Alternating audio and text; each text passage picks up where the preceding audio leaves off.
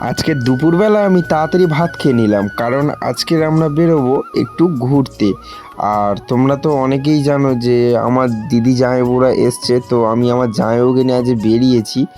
আর জামাইবাবুকে নিয়ে বেরিয়েছি বলতে, জামাইবাবু আমার সেই পুরনো গাড়িটা চালাবে বলছিল, তাই জামাইবাবুকে নিয়ে বেরিয়েছি আর একটা মাঠে নিয়ে চলে এসেছি। দেখতে পাচ্ছ জামাইবাবু কত সুন্দরভাবে গাড়িটা চালাচ্ছে, তবে প্রথম প্রথম পারছিল না, তারপরে দু একবার দেখিয়ে দিতে মোটামুটি ভালোই পারছিল।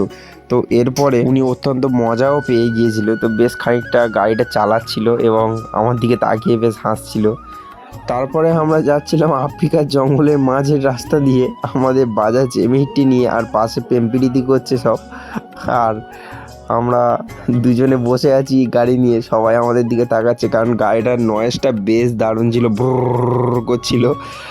আর পাশে দেখতে পাচ্ছ কত সুন্দর নদী নালা বয়ে চলেছে, আর আমরা দুজনে এনজয় করতে করতে যাচ্ছি।